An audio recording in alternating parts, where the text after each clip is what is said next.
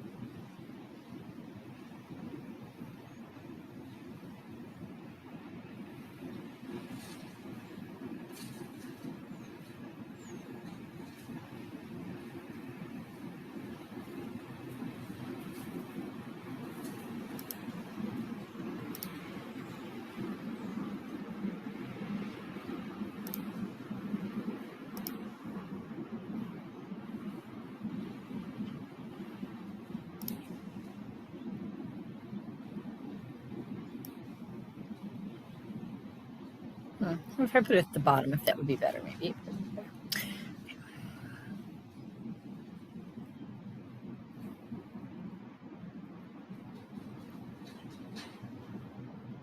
Okay, so today we are moving into the Baroque era. The years for the Baroque era are 1600 to 1750. You see here mention of the composer J.S. Bach, looming figure, enormously important in the Baroque era. So it puts him squarely in the Baroque era. So here is a basic overview. This is also available in your book. Of the Baroque era, 1600. The King James Bible was printed for the first time using the Gutenberg printing press. We began to make advances in things like the circulatory system, medical advances. They started figuring out how blood moved through your body. And the period of Commonwealth begins in England. Some important female composers are going to emerge in the Baroque period. Colazzani and Strozzi. John Milton is going to produce the Paradise Lost, which is a touchstone work of prose. Louis XIV, the Sun King, is going to establish the French court at Versailles. Sir Isaac Newton is going to come up with his theory of gravity. Henry Purcell is going to premiere the opera Dido and Aeneas. Antonio Vivaldi is going to publish his first collection of concertos. Vivaldi is one of my personal favorites. George Friedrich Handel, who is actually a German composer, is going to be presenting English oratorio in London. His oratorios include the oratorio Messiah, which you probably heard of before. George Washington is going to be born toward the end of this era. And Maria Theresa is going to succeed to the Austrian throne. J.S. Bach is going to compose the Art of the Fugue. And William Billings in the United States is going to publish the New England Psalm Singer, which brings us right down to the end of the Baroque period.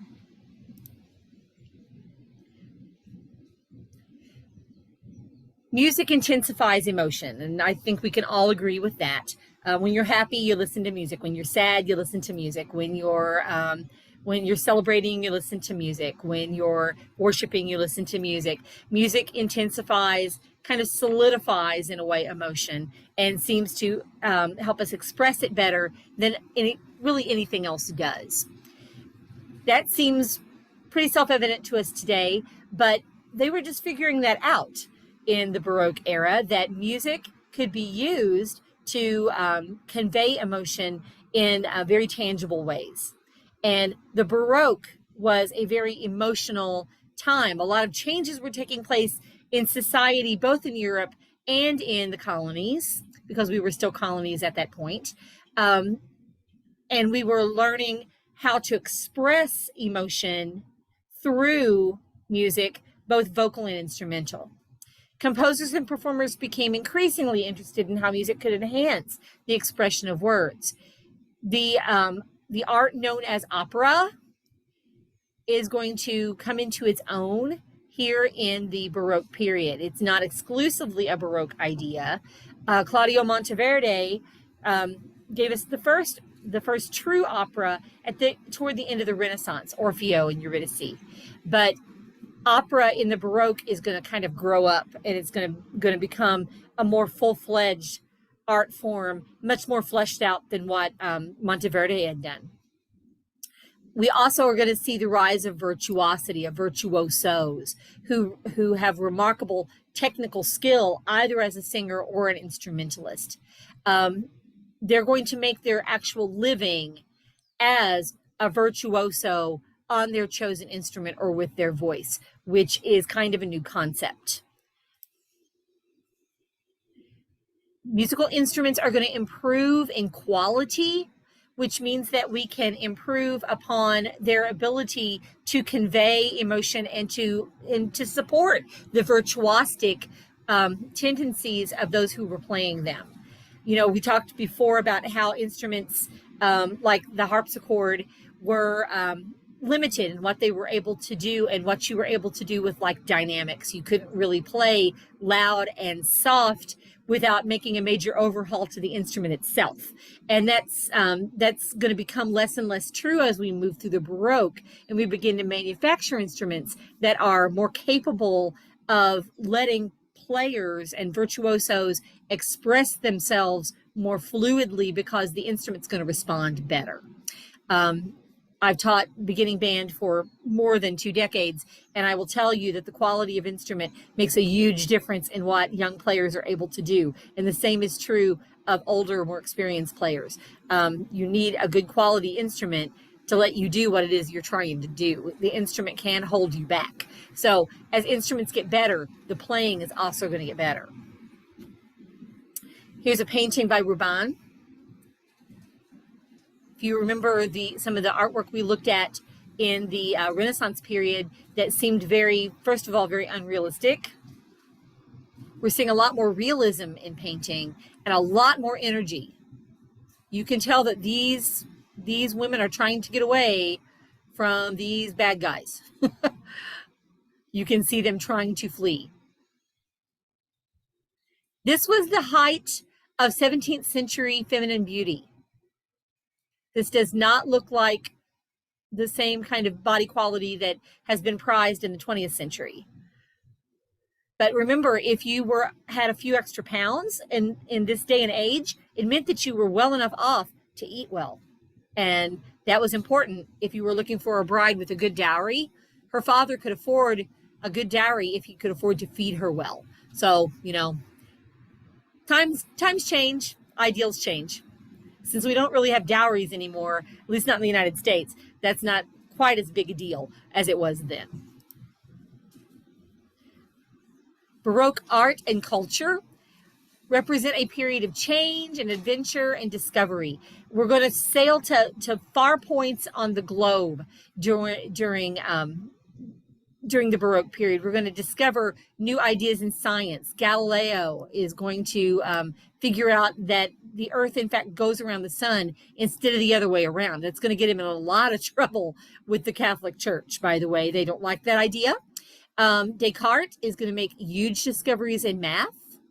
And Spinoza is going to make huge philosophies or huge strides in philosophy. We already talked a little bit about William Harvey and his exploration of the circulatory system and Sir Isaac Newton. And there are going to be wars and rumors of wars. We're going to clash over territory and over the expansion of empires. Right now, England is still a very important force in the world. It's one of the richest and most powerful countries. And they're always looking to expand their territory, especially when it comes to France. England and France are going to be contentious for a very long time to come. There was, of course, horrible poverty. Not everyone was rich and well off. And there was idealism and oppression, and there was luxury and poverty, and two sides to every coin. The term Baroque means misshapen or distorted. I think of Baroque as highly ornate, highly decorated. Baroque art, especially sculpture and architecture, is highly decorated. Every square inch of a Baroque cathedral is going to have something to look at, something carved, something added, something painted, every square inch. They decorated everything. And I guess for some people that makes it misshapen because it's not as neat and orderly as things are going to be in the classical period. And it does kind of distort the eye because it's not going to always be symmetrical as we're going to come to see in the classical period. So I can see where they would get misshapen or distorted. But for me, it's very busy and very active and very decorated. So here are two representations of the biblical figure David. This is Michelangelo. This has been in the news a lot lately. If you've been paying attention to the news, the statue of David. And this was from the Renaissance. He's very calm, looking off into the distance, thinking deep thoughts about how he's going to kill Goliath, because he's still very young at this point in this statue. And then here is one from Bernini. Bernini is a Baroque sculptor, and he captures David just as he's getting ready to sling that rock and take down that giant Goliath. Look at the difference. Look at this face compared to this face. This is calm and serene. This is someone determined and in the heat of battle. This David is all about the beauty of the body. This David is all about the power that he can exhibit with that beautiful body and how he can use that power to kill the giant. You can see he's cast off the armor that Saul gave him to wear because it was too big for him. He couldn't wear it. So he threw it down and he just went into battle dressed in his regular clothes. I really hope he wore a few more clothes than this out in polite society, but times were different then too. I will tell you that if you ever get a chance to be up close to either of these sculptures, go see them. What Michelangelo and Bernini could do with stone is otherworldly. A lot of sculpture of the Renaissance era in particular, the way that they can carve stone and make it look like cloth, like folded cloth, is mind-blowing to me. I was able to see a lot of sculpture when we visited Rome years ago, and it's just remarkable what people are able to do when they have that kind of talent. So here the author of the book says, the Baroque David, that's the Bernini, shows the young man in motion, every muscle in his body tensed in the act that will save his people. So he's a man of action, not a man of philosophy. The Baroque was an era of absolute monarchy. Rulers throughout Europe modeled their courts on Versailles, the kind of the ultimate of Baroque architecture. Very, very ornate, very, very decorated, lots of color, lots of mirrors. There's a very long hallway that has mirrors on both sides and on the ceiling. There's mirrors everywhere, called, of course, the Hall of Mirrors. That makes sense. And it was sumptuous. They call it a sumptuous palace. The palace itself is amazing. The grounds are amazing. Louis XIV's famous statement, "I am the state," summed up the way of life for the court and for those who were rulers and important people. They made the rules and everybody else had to follow them. Louis, it was Louis's world and everybody else just had to live in it. Courts large and small would maintain musical establishments like opera troupes, chapel choirs, and orchestras. If you had a court, if you were an important person and you had a court, you're going to have court musicians, you're going to have actors and actresses, you're going to have entertainers of all kinds, because remember, we're still not in the Xbox or Netflix era. If you invite people over for dinner, you've got to have something to entertain them afterwards, and that's why you would maintain musicians. This allowed musicians, especially composers, to attach themselves to a court and make their living as a court musician or as a court composer or both. Usually you did both. You didn't just compose, you would compose and play, you would compose and conduct the orchestra, you would compose and sing. Baroque opera is going to be the favorite diversion of the aristocracy. And it's going to tell lofty stories, Hercules, and Orpheus, and great stories from usually Greek and Roman mythology.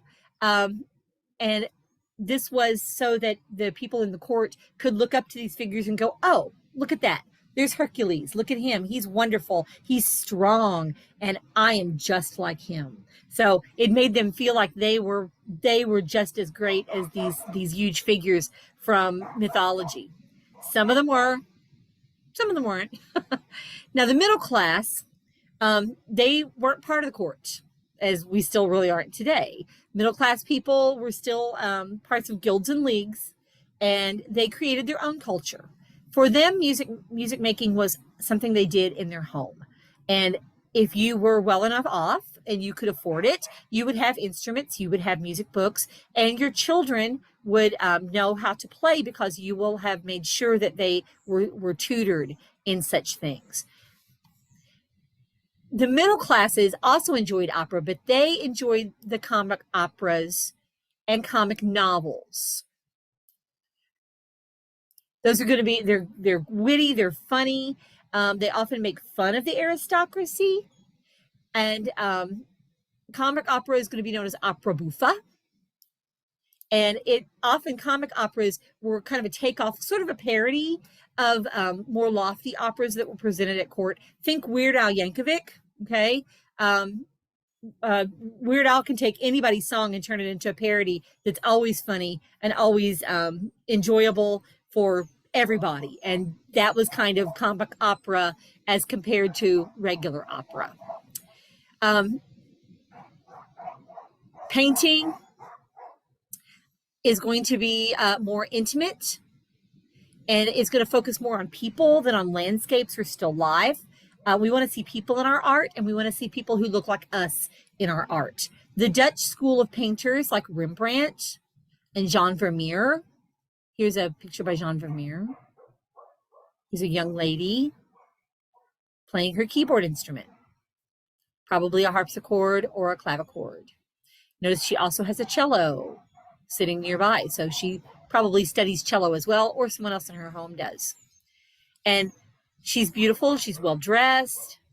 So they can look at this painting and go, I want to look like that, I want to be like that.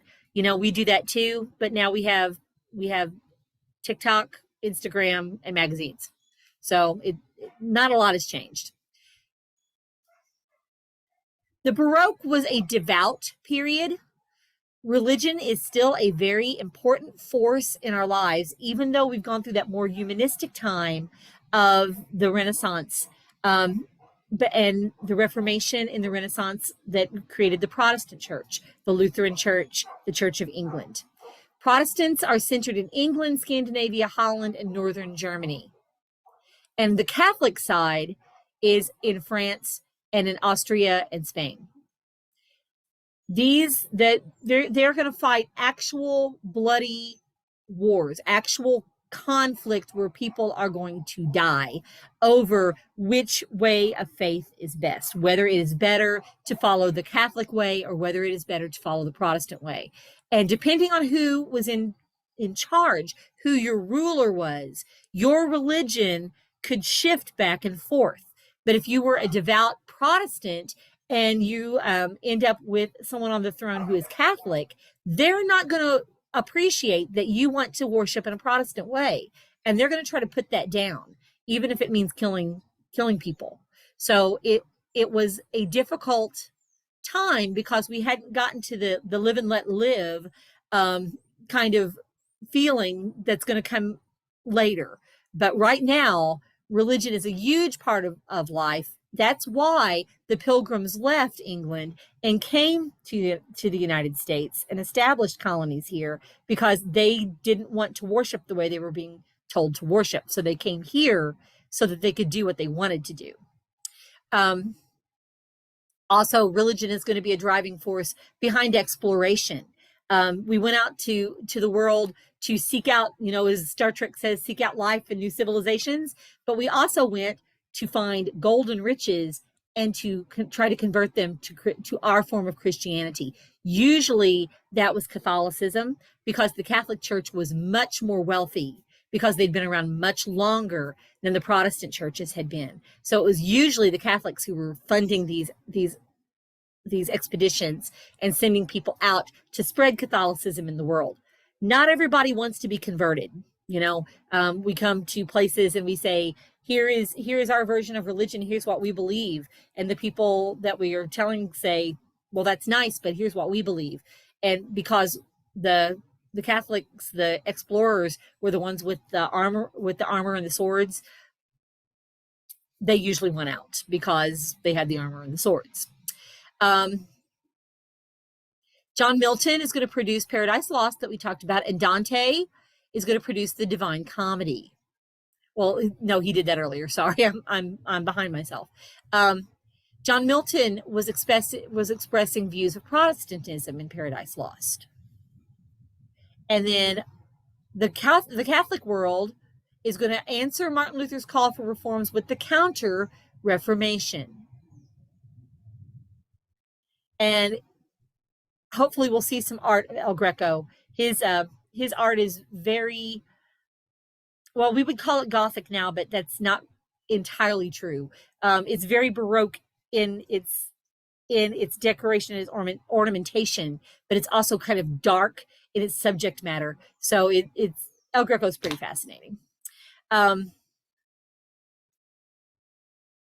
Many artists and composers kind of had feet in both worlds. Rouban was a famous painter, but he was also an ambassador. Vivaldi was a composer, and he was also a priest. And George Frederick Handel loved opera. It was his first love, but he's going to really make a name for himself in oratorio, which is sacred in nature. Johann Sebastian Bach worked for the Lutheran Church, but really wanted to work for the Catholic Church because that's where the money was. He was not wholly successful in his quest to become a Catholic musician, but the things he produced in the meantime are still huge and of great importance today.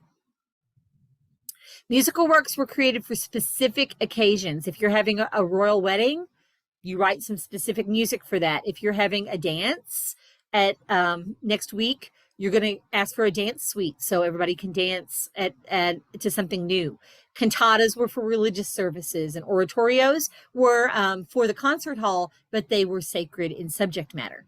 And Bach in particular is going to become very, very good at making things up on the fly. Remember, he's a great improviser, and he had to be, because he wrote all the music for each church service fresh that week. He wrote it, and he taught it to the choir and musicians so they could perform it on Sunday. That's a huge undertaking. So if he had to play offertory, he's going to make that up. He's not going to take time to write that down. He's just going to sit down and play a fugue at the organ, which is a really big accomplishment. One of the most significant characteristics of early Baroque style was a shift in texture from independent parts, polyphony, to one where a single melody stood out, which is homophonic texture. Remember, we saw the videos of the people singing the song with the piano accompaniment, and that was homophonic texture. That's homophony. Okay. A group of Florentine writers, artists, and musicians known as the Camerata, the Florentine Camerata. Camerata comes from the word salon, meaning a small, intimate room, a small, intimate space where you could perform or sit around and talk about philosophy. They called this the new style. And they started developing this around 1600. So right around the time that the Baroque era is getting started. They were aristocratic humanists, and they wanted to resurrect the musical and dramatic art of ancient Greece. Now, did they have any real idea what the musical art of ancient Greece was like? Absolutely not. They had no idea because, of course, we didn't have recordings and we didn't have any music written down from that time. So they were kind of they said, okay, well, maybe it went like this, and they sort of made it up as they went along. Little was known about ancient music. So they put their heads together and said it must have heightened the emotional power of the text. Because often in Greek and in Roman plays, there will be a part for chorus. And this is not necessarily a chorus that sings, it's a chorus that can speak. And they comment on the action, they comment on the storyline. But the Camerata decided, oh, well, if it says chorus, they must be singing. So they decided that their choruses were going to sing. So their new style consisted of a melody that moved freely over a foundation of simple chords, homophonic texture. Members engaged in excited discussions about all this music. So they would get together. It was like a book club. They would get together and Kira would play her song for us, and we'd all say, oh, that was really great. And here's what I liked about it. And here's what I think you could change. And then Chloe would play her song, and we'd say, oh, Chloe, that was awesome. But here's what I liked about it. And here's what I think you could change. And so they kind of challenged each other and helped each other improve and grow in their art. And they named this the expressive style because they wanted to express emotion. They soon realized that their approach could be applied not only to short poems, but to an entire drama, which is going to bring around what we now call opera. An opera is a music drama that's generally sung throughout, combining the resources of vocal and instrumental music with poetry and drama, acting and dancing, scenery, and costumes. Opera is the total package. Every art is represented within opera. Music, visual art, dance, it's all there. So a new kind of notation accompanied this style. Musicians were familiar with basic harmonies, like the chords that were going to accompany their vocal line. So in order to make it faster and easier to write things down, composers put a numeral above or below the bass line, indicating the kind of chord that was required. This was called figured bass. It's kind of like shorthand. I'm not sure if you know about written shorthand. When I was in high school, 150 years ago, they were still teaching written shorthand, where if you were taking dictation from someone as a secretary, or you didn't just write the word out fully. There was a series of like loops and squiggles, and all that meant something and then you could go back later and you could transcribe your shorthand into actual English words. I never studied shorthand.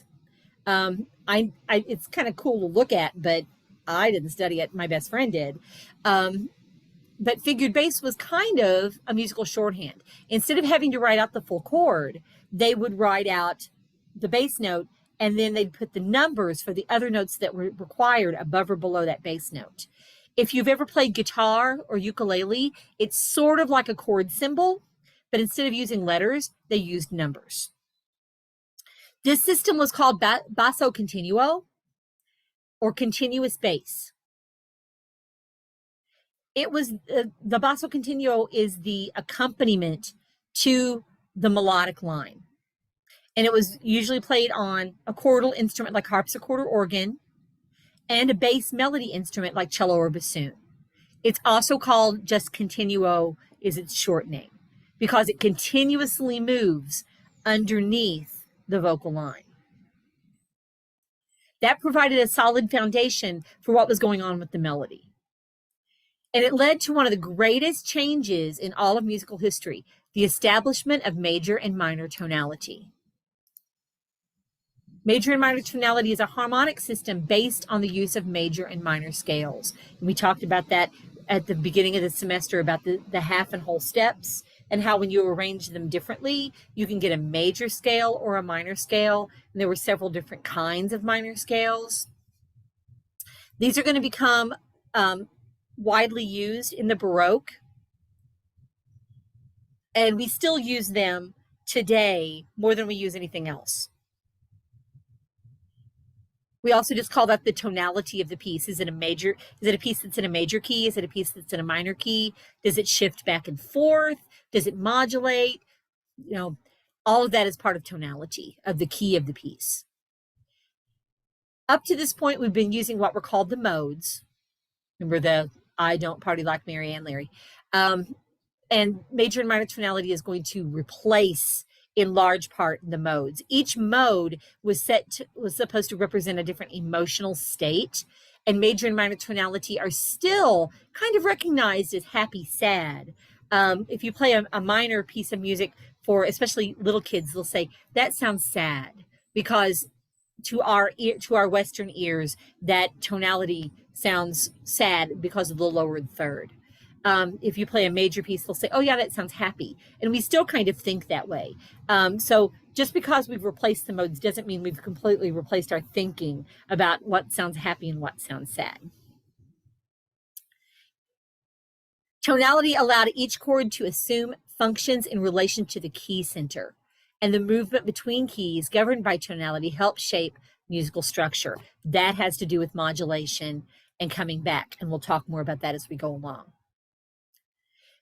This allowed composers to develop larger forms of instrumental music, because you could set the first part of the song in the key of C, and then you could modulate to the relative minor A minor, and then modulate back to C pretty easily, because those the C scale and the A minor scale share so many notes, and it made it easy to shift between them. So the middle section, the B section, could be in a minor key and then come back to the A section major key, and that gave you a larger palette to create with.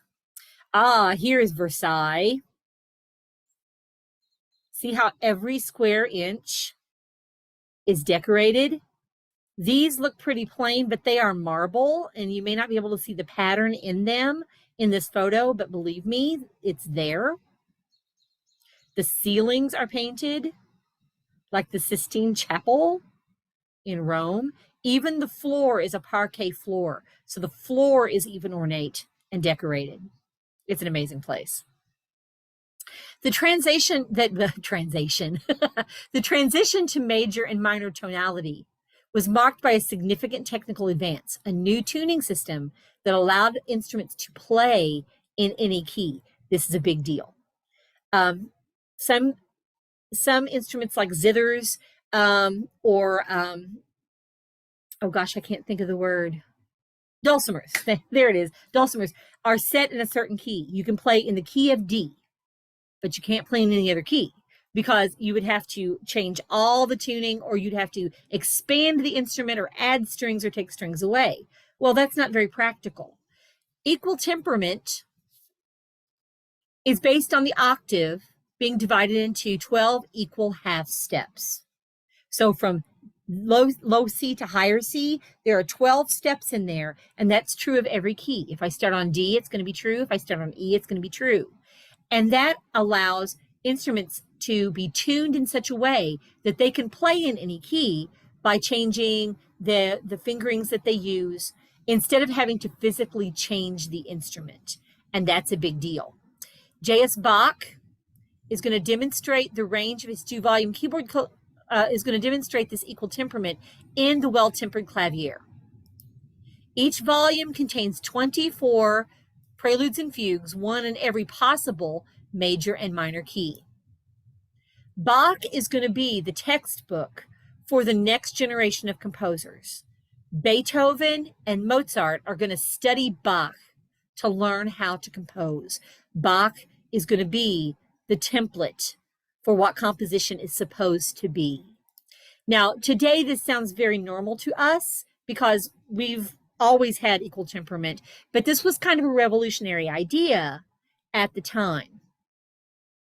Here are two professional singers of the era, and they both happen to be female. This is Faustina Borodoni, and this is Carlo Rossi. Oh, I'm sorry. I apologize. This is not a female person. This is a castrato. That's a castrato tenor is exactly what it sounds like. It's a young man who wants to preserve his high, beautiful voice before it changes. So he allows himself to be castrated so that he does not go fully through puberty and he does not experience vocal change like most males do. Castratos were all the rage in the Baroque because they could sing the high parts in operas, and often the heroes were the high parts, were the castratos. So they found a lot of fame and fortune. It's a pretty high price to pay, but you know, if you have this beautiful voice and you want to preserve it, that will ensure that your voice is not going to change. The beautiful scroll work of Baroque architecture is going to find its musical equivalent in the principle of continuous expansion of melody. Continuous expansion of melody, where you take a simple tune and you elaborate on it and you literally decorate it with trills or runs or turns so that it becomes more ornate. Just like if I'm going to paint a picture, I can make simple outlines, but then I'm going to add all kinds of stuff. I'm going to add curly cues in the corners, and I'm going to change the color scheme, and I'm going to use little tiny details to make it more ornate. That's what continuous expansion of melody is when you're talking about music. You take a musical idea and you elaborate on it. In vocal music, this is going to mean wide leaps and chromatic tones, and we think of this now. A lot of soul singers do this, and they'll elaborate on the melody in gospel music and in soul music, in R&B. That's probably the easiest analogy that I can give you to explain what we're talking about. Think of a country musician. They may do it a little bit, but if you listen to like Aretha Franklin, she's going to embellish a whole lot more, and she's going to do those trills and runs where, you know, Carrie Underwood is not going to do that. Baroque musicians use dissonant chords more freely because those heighten emotions. When you have a dissonant chord, you know, they use those in movie scores to make you know that the monster's about to get you. The bad guy's sneaking up behind you. The music gets dissonant and you start to feel anxious and worried. Think about Earl King that we listened to. When we listen to that, the driving piano makes the whole thing seem really tense because the story is really tense. You know, the king of the elves is trying to steal the boy away from his father, and then at the end of the song, at the end of the story, the boy is dead. And so the dissonance is very important there because it makes us feel uncomfortable. It makes us feel emotional. If you're setting poetry to music and there's a spot in the poetry that's particularly emotional, you're probably going to make that more ornate and possibly more dissonant so that those words stand out. Dramatic piano and forte contrast, this is dynamics now, are also very important in the era because remember, now we have instruments that are capable of playing both soft and loud without a physical change to the instrument. So if you want something to be romantic and sweet, you're going to tend to make it more piano, softer. If you want something to be dramatically scary or angry, it's going to tend to be more forte. And that makes sense, right? Yeah, it just makes sense to us. Finally, the Baroque inherited from the Renaissance the technique of word painting, where you try to make the music sound like the words. It was generally accepted that music ought to arouse the emotions or affections of joy, anger, love, and fear. Inside out, right? And by the 17th century, an entire piece or movement was normally built on a single affection. The opening musical idea established the mood, and it would prevail until the end of that particular movement. Beethoven is also going to do this. Mozart is also going to do this. This is going to be around for a while. So if your first movement is in a major key and it's soft and beautiful, then that's probably going to be true. Even if you modulate in the middle, it's still going to stay kind of soft and beautiful, and it's going to come back to that at the end so that you have the happy ending. We talked a little bit about about virtuoso musicians, and how they were remarkably skilled players or singers. So composers would write specifically for the increasing talents of their virtuosos.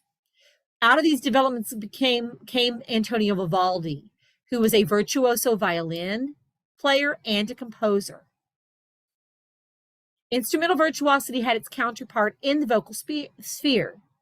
The rise of opera brought with it the development of phenomenal vocal technique, including the castrato. We just saw a picture of the castrato. And this was these young men who grew to be old men would preserve their voice in a very drastic way.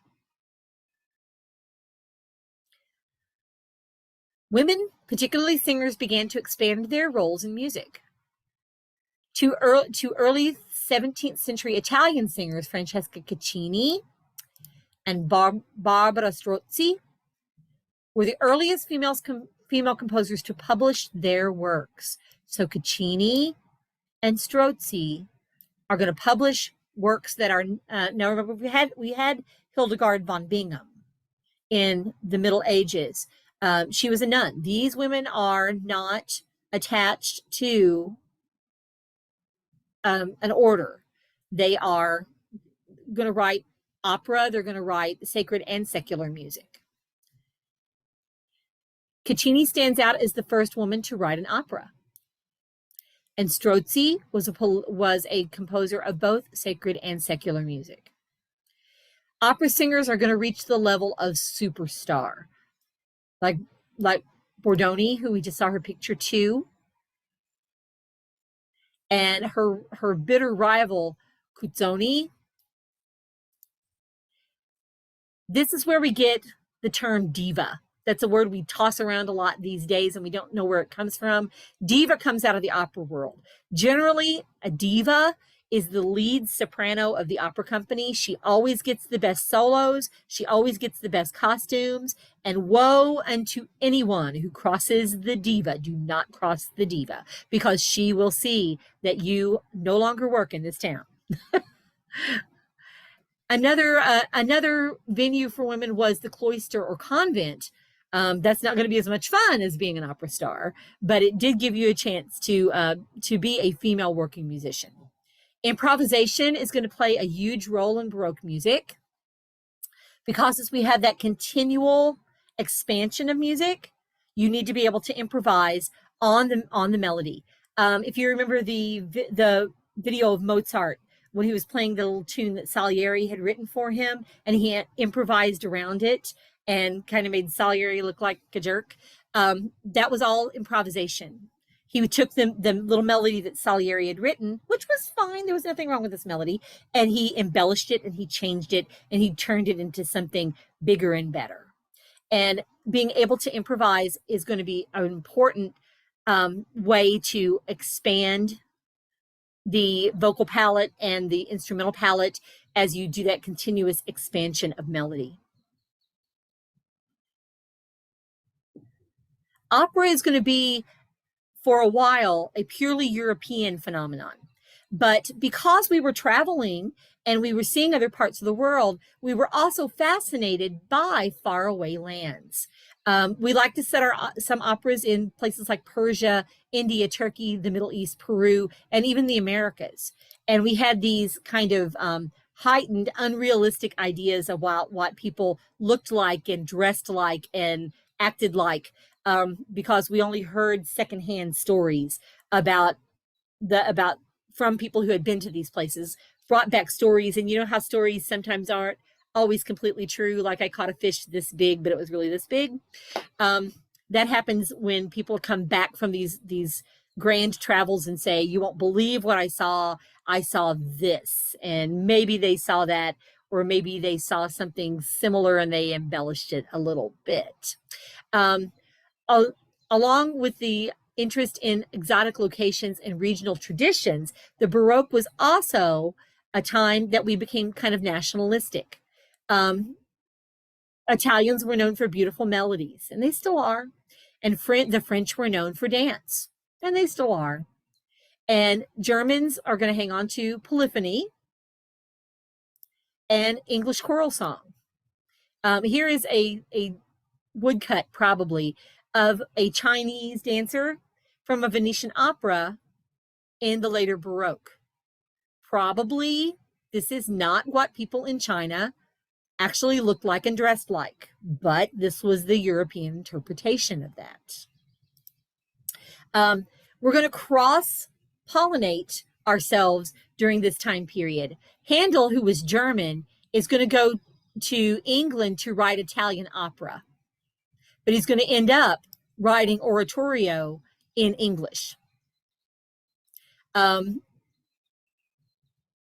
He's probably the best example of that cross-pollination, where composers and musicians from one part of Europe would travel to another and bring with them their ideas and their cultural significance, and kind of blend it all together and stir it up. You know, we call America a melting pot, but at this time, Europe was kind of a melting pot too, because people were traveling more freely.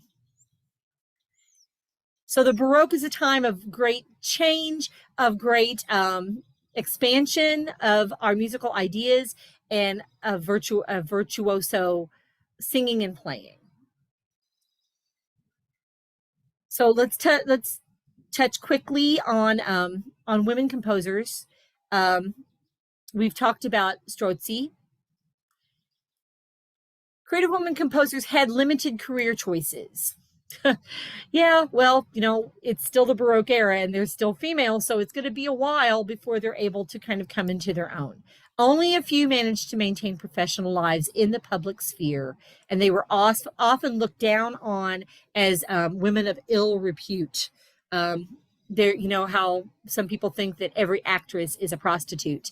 That's a very old idea. One suitable choice for unmarried women was to enter the convent and become a nun. Singing and sometimes composing was a very important part of their role as spiritual advocates, as nuns. So if you were particularly musically talented and you didn't want to gravitate toward a career in opera, which frankly was a little hard to come by, becoming a nun was sort of the polar opposite of that, but it did give you a chance to be a working musician. Cozzolani was a Benedictine nun who was a musician and a composer, and we're going to hear her Magnificat here in just a little while. And Barbara Strozzi, who we've already mentioned, was one of the few women of her day to pursue a composing career. She was the one that wrote the first opera. Now, here in the 21st century, it seems strange to us that women would have to struggle to be popular musicians, because some of our most popular musicians, of course, are female in every genre of popular music now. But this was a much different time, and women weren't viewed as equals.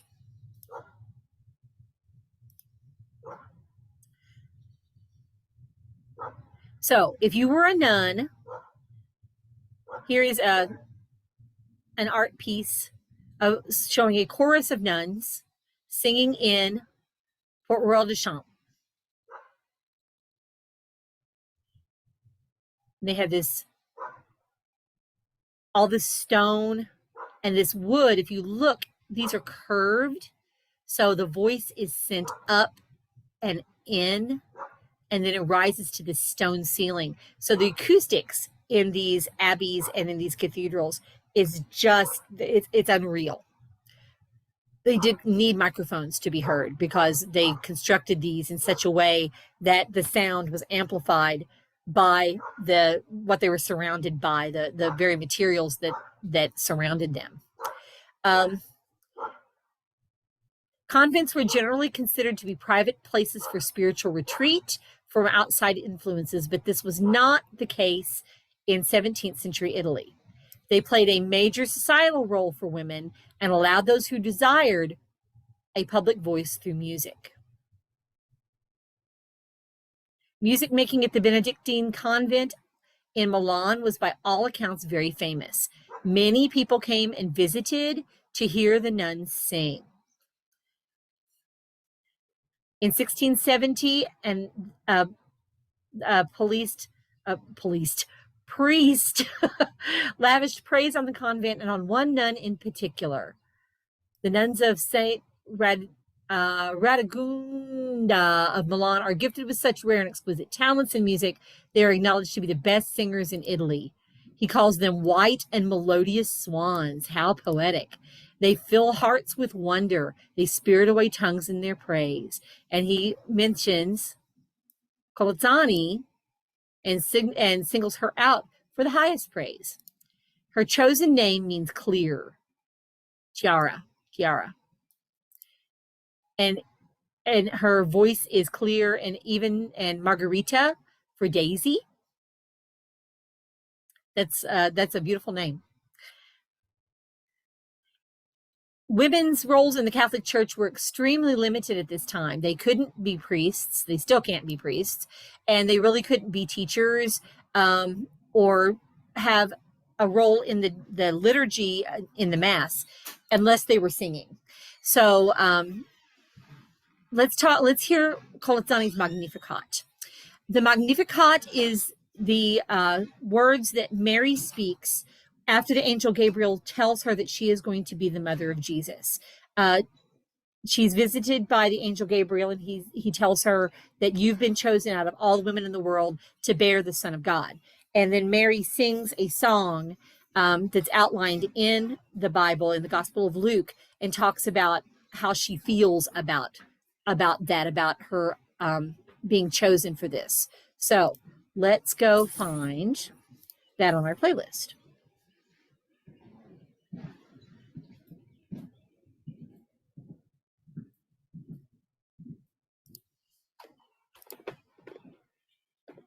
Okay, let's see. What can I do with this to get it out of the way? Maybe put it down here. Okay.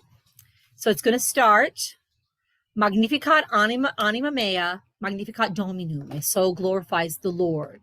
Et exultavit spiritus meus in Deus salvatore meo. And my spirit rejoices in God my Savior. Quia respexit humilitatem ancillae sue, who looks on his servant in her lowliness. Anima mea, magnificat Domino. My soul glorifies the Lord. So we're going to hear an alternation between full choir and soloists. Instruments accompany both the choral sections and the solo sections. Of course, the solo section, it's easier to be more virtuosic because there's only one voice singing instead of several voices, so it's easier to embellish melodies. And longer notes sung on the text in Deo, God. Perhaps Colazzani means to express the divine ecstasy here.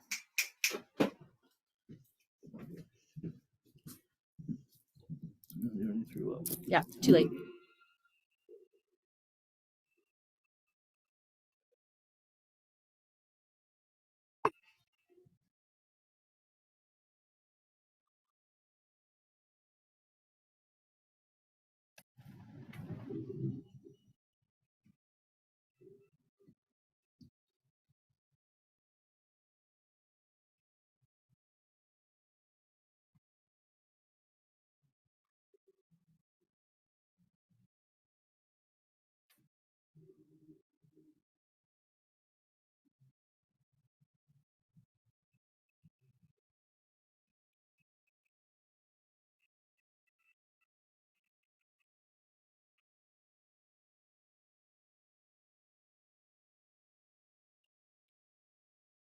The exultavit.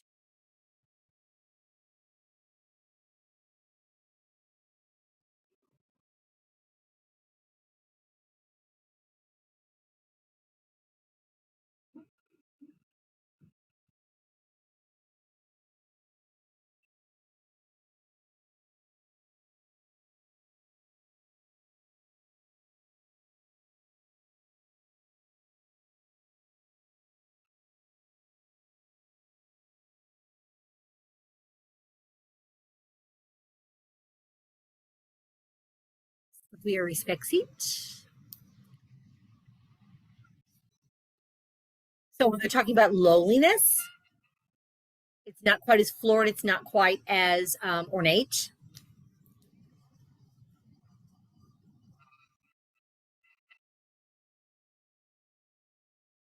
Omnis generationes, all generations will call me blessed.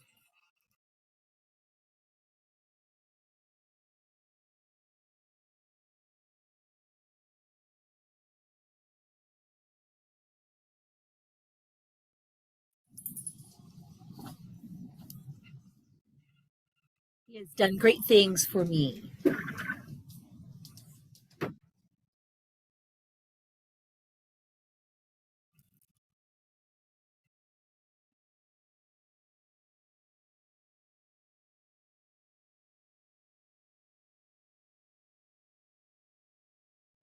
Sanctum nomen eus. Holy is his name. A little more simple, but you hear the ornamentation.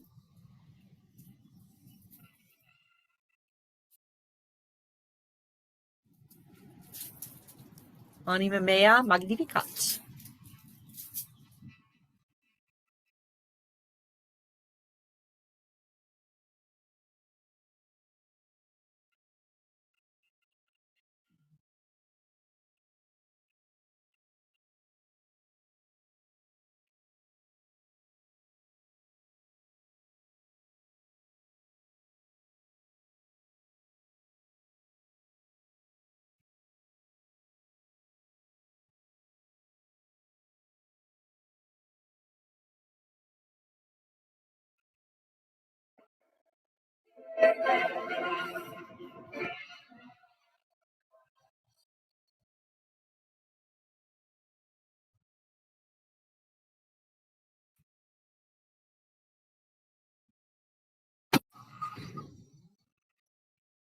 Brachio suo, his strong arm.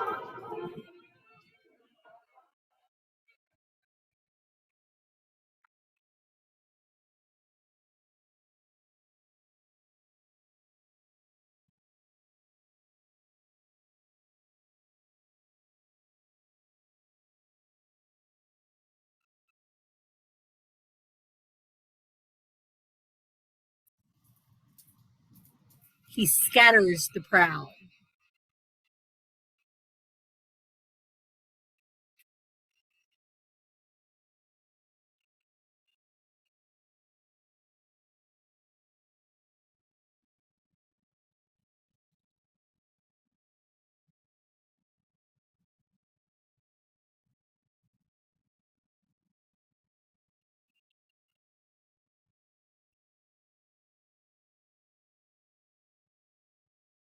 He raises the lowly.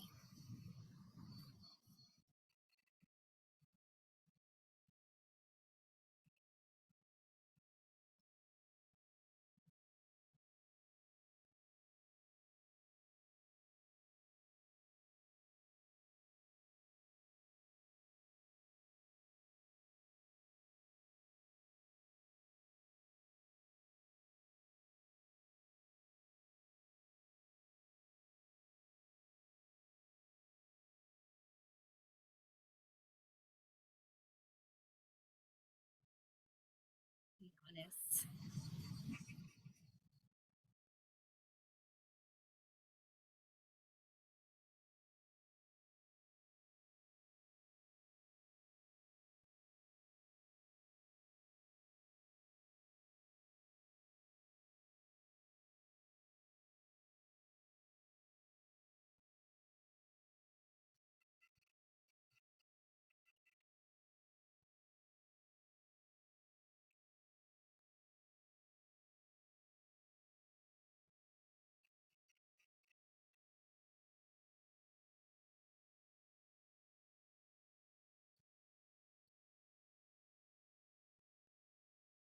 This brings back some ideas from these previous sections.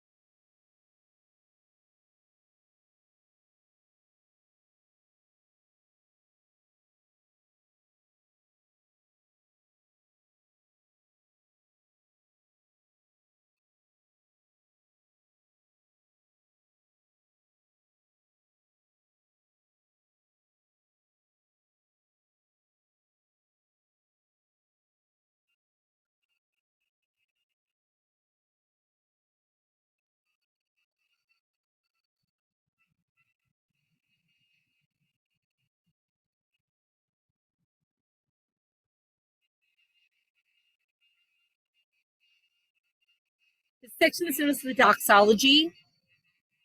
Many churches sing a version of this weekly. I know mine does.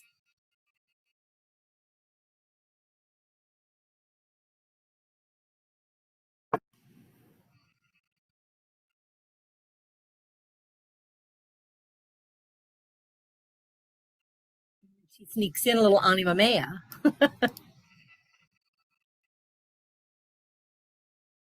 Filio, anima mea.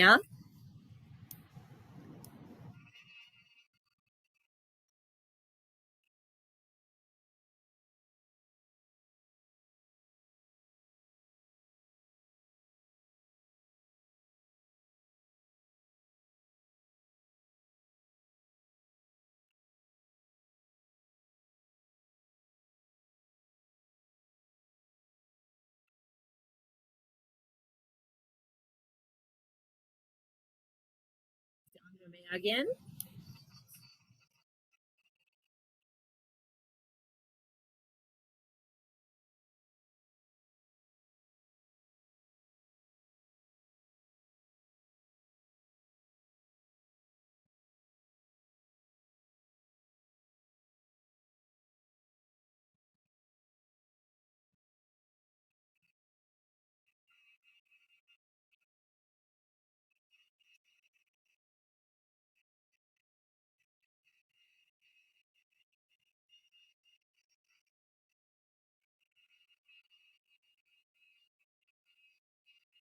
Beautiful. Really, really beautiful.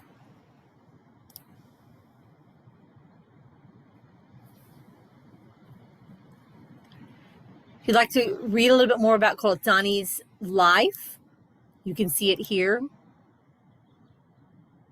I'm not going to read it to you. I'm going to let you look at that on your own.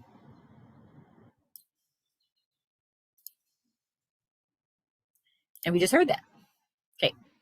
So, Barbara Strozzi in the Baroque aria. An aria is a part of an opera. An aria is the big solo song that expresses the character's emotions, they're like a soliloquy in a play. They're all alone on stage, and the show stops, and they use the time to express what they're feeling in the moment.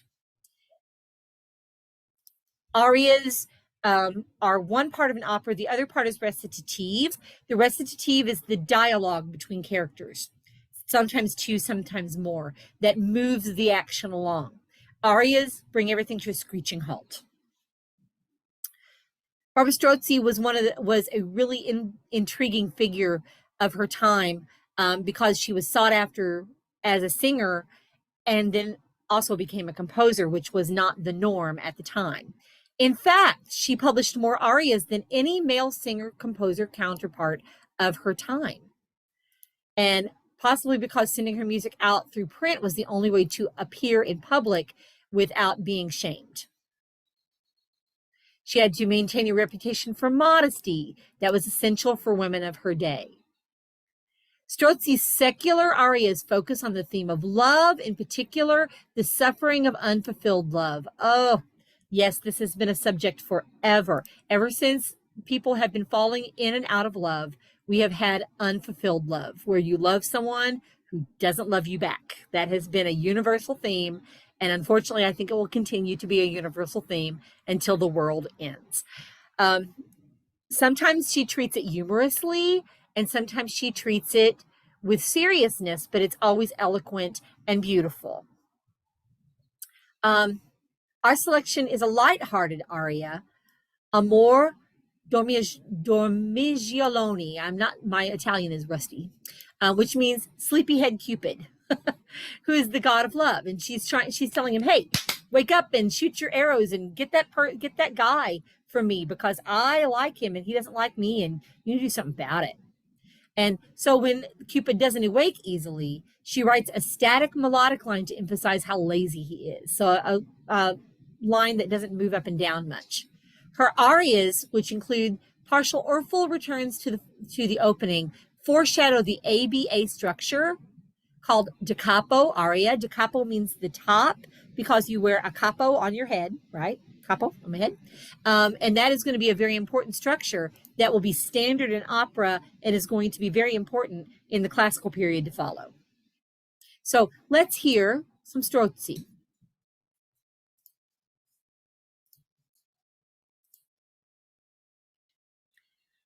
Okay, let me get this out of the way again. All right. There's going to be word painting in this. The idea of Cupid arising is accompanied by an ascending melodic line, and the text is mostly syllabic in setting.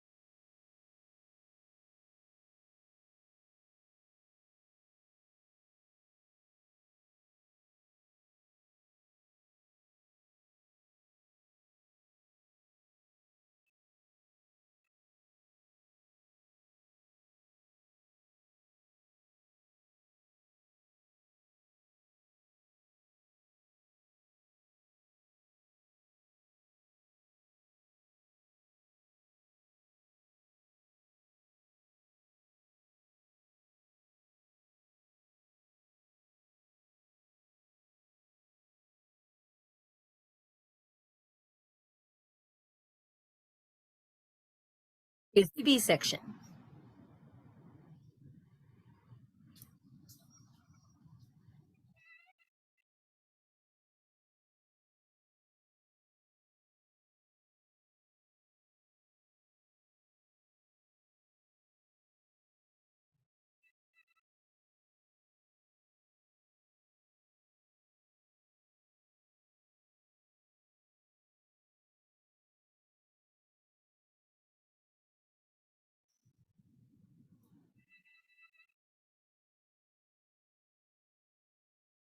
It's going to return to the A section.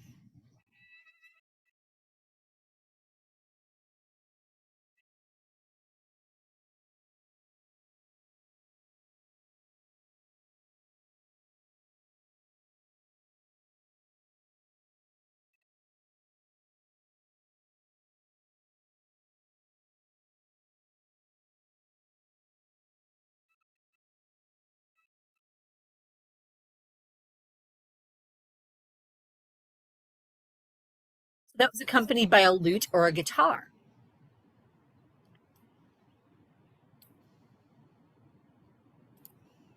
If you want to read more about Strozzi, it's here in your book. Again, I'm not going to read it to you because you're capable of doing that.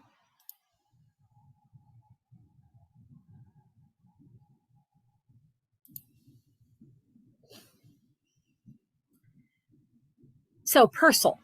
Henry Purcell was an English composer. So being the nationalistic person that he is, he's going to write Italian style opera, but he's going to write it in English, which wasn't the norm all through Europe at this time. Generally, opera was thought of as an Italian art form. And so most people, even if they were in another country, wrote their opera in Italian. Now, remember that we were writing for the court often. These were court entertainment. So people in the court would be able to speak more than one language because they had been educated in that way. But Purcell was not writing for the court. He was writing for a girls' school. And so his operas needed to be in English because that was what his singers were used to speaking. And they weren't going to learn to sing in Italian because their audience wouldn't understand it anyway.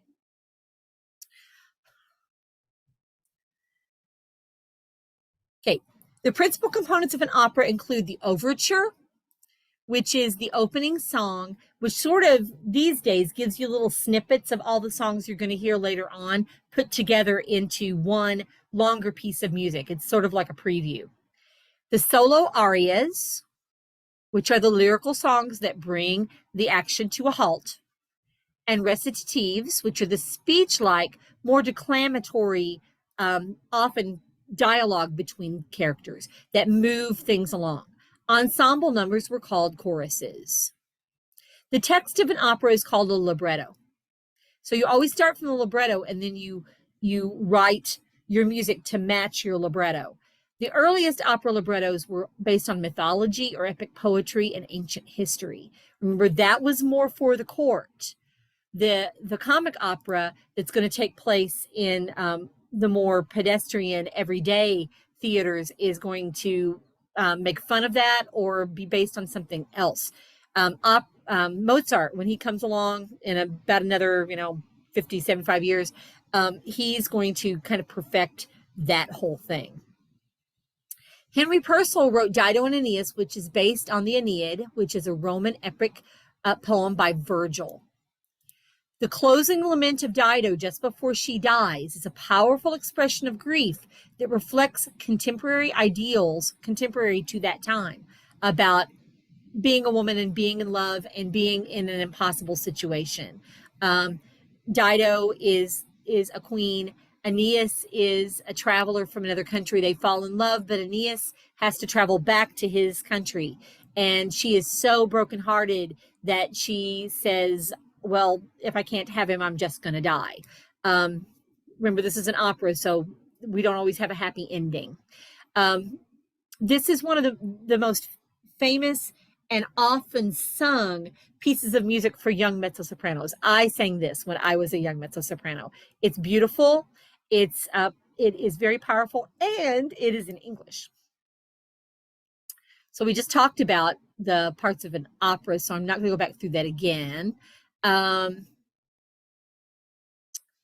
Between scenes are interludes or sinfonias, which is a short instrumental work that let the actors and the stagehands change the scenery. So, we could go from the pastoral countryside to the king's palace, and we open the curtain and we're in a different place.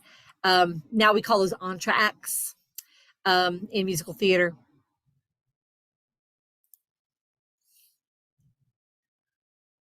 Claudio Monteverdi gave us what we consider the first modern opera in 1607, which was about Orpheus.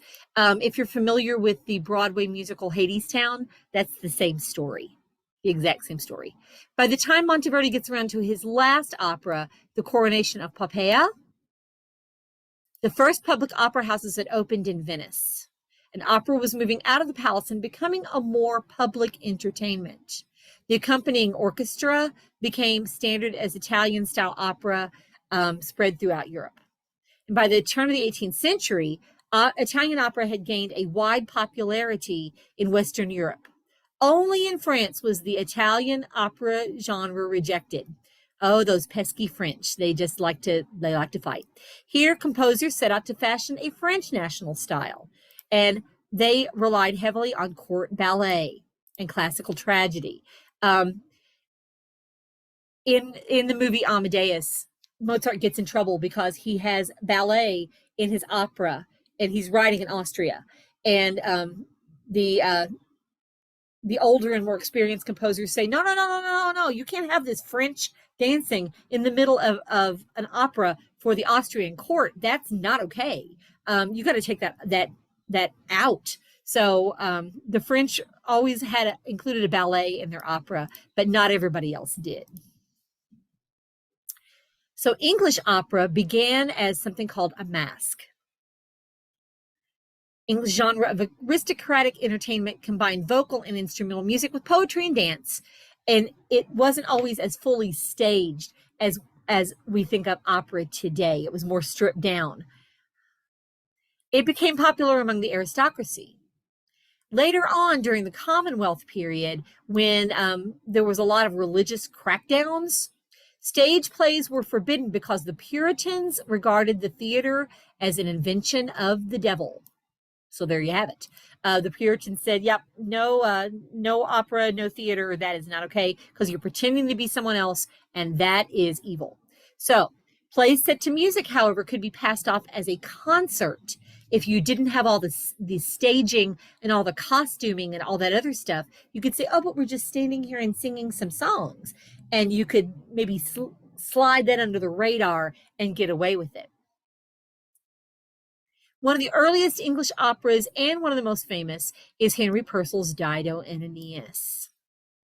Purcell's opera Dido and Aeneas is based on an episode in Virgil's Aeneid. It traces the adventures of the hero Aeneas after the fall of Troy. Now, his opera would know this. They would know that piece of literature, so they would understand what was going on. This is one of the reasons why it worries me that we're not always teaching literature, especially in college anymore, because we may not know that story as well. We miss out on a lot of kind of cultural touchstone when we don't know important literary classics and we don't have that point of reference, because it gets referenced in other works. And if we don't know that story, if it's not something that we have experience with, we're kind of lost. And a lot of colleges are dropping their literature requirement, and I personally think that's a really bad idea. And that's not just because I'm married to an English professor. I personally think it's a really bad idea. So the librettist could compose the plot and suggest rather than fill in all the details, because the audience already knew the story. So Dido is from Carthage. She's the queen of Carthage, and she falls in love with Aeneas. And then he loves her back. But Aeneas can't forget that the gods have commanded him to continue his journey until he gets to Italy. He's got to keep going because he's supposed to be the founder of Rome. That's his destiny. And he doesn't want to hurt Dido, but he has to go. So in the last act, his crew is ready to leave Carthage, and Dido has not. Aeneas hasn't broken the news to Dido yet. He hasn't said, hey, look, here's the scoop. I got to go found Rome. I got to go. The gods say I can't stay here. I love you, but I got to go. And Purcell begins the act with a hornpipe, which is a type of dance. It's very lively and energetic and sounds like, everybody's happy and life's going to be great. And then he uses a Scotch snap, which makes it's a double dot, and it makes the music sound snappy or rhythmically jumpy. So it's very lively. And but underneath, the chords are becoming more and more chromatic to kind of foreshadow the fact that Dido's world is just about to fall apart and she's going to sing this lament and die. So if you want to read more about Purcell, here is more about Purcell. I think he's a really interesting figure. The song that we heard on the listening quiz, the vocabulary quiz, was from the Fairy Queen. The young lady was singing the I tempt from love sickness from the Fairy Queen, which is another Purcell opera. So once Dido finds out that Aeneas is leaving, she decides that she's going to die, and so she sings a recitative to her handmaid Belinda. Thy hand, Belinda, darkness shades me. And then the aria itself is when I am laid in earth. In other words, when I am buried, don't forget me, even though I have died. Her lament unfolds over a ground bass, which is like an ostinato. It's a repeated phrase, and it descends along the chromatic scale, which is a pretty neat musical trick because, she's going to be laid in the earth. So the descending bass line foreshadows that in the story. So let's hear Dido.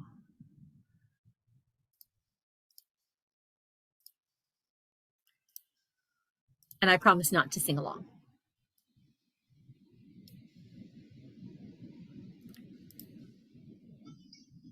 So this is the hornpipe. This is the happy, life's going to be great.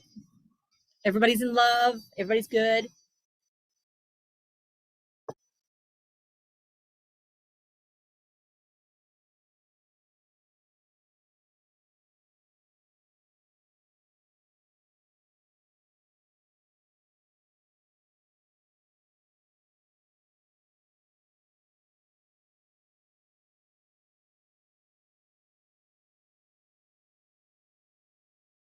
This uses the Scotch snap.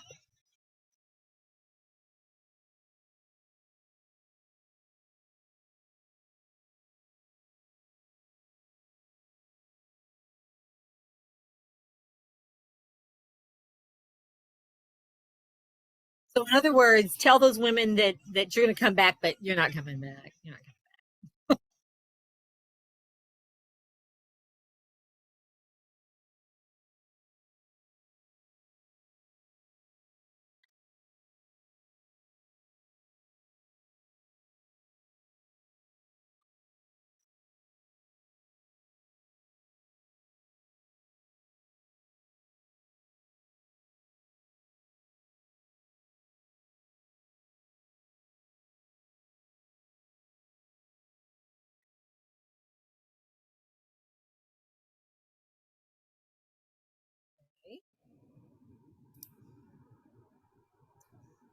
So now let's hear the recitative and the lament. So this is after Dido finds out that Aeneas is going away. We hear the orchestra establish the ground bass.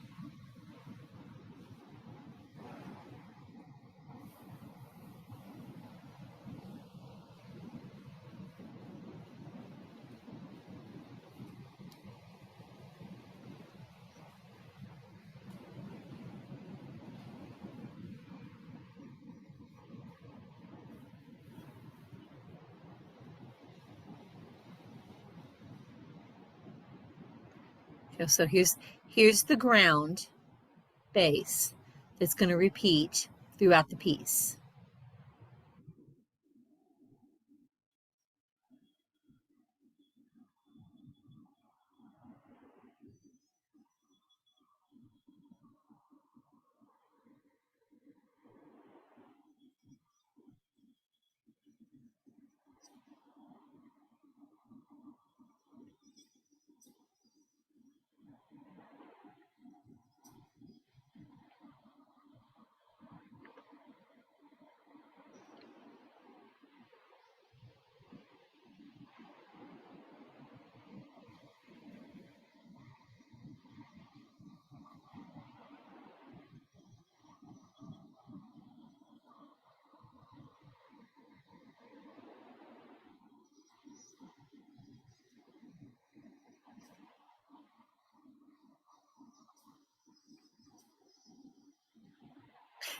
You can hear the little more melismatic treatment that she uses there.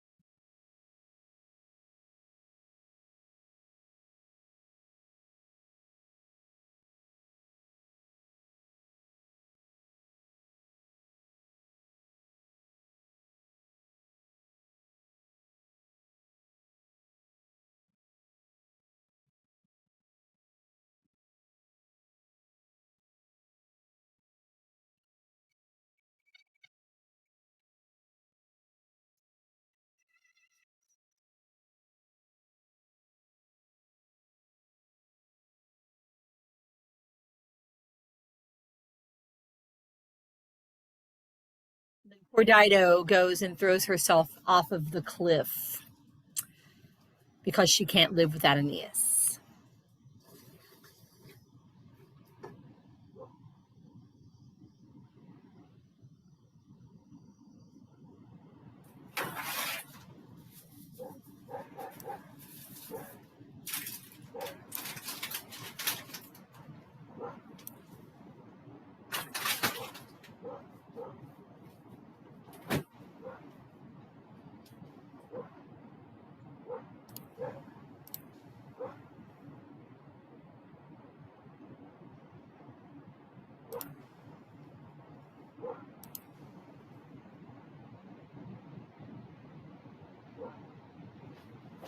Okay, and another basso ostinato that is very well recognized is the one in Pachelbel's Canon, which many people use at weddings. It's been used in many songs.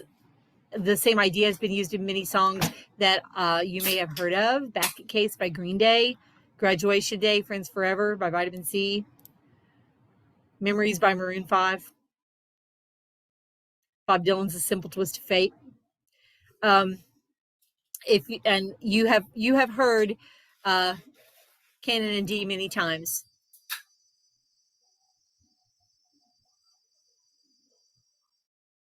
I've played this at weddings myself.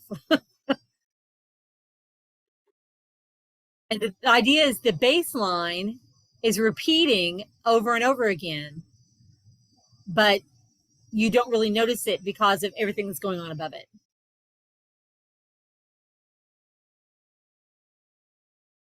Ostinato comes from the same root as the word obstinate, an obstinate sound, one that keeps repeating itself over and over again. And there's Pachelbel, not Taco Bell, as we like to say. He's the one that wrote the canon. Canon means is like a round, not cannon that goes boom.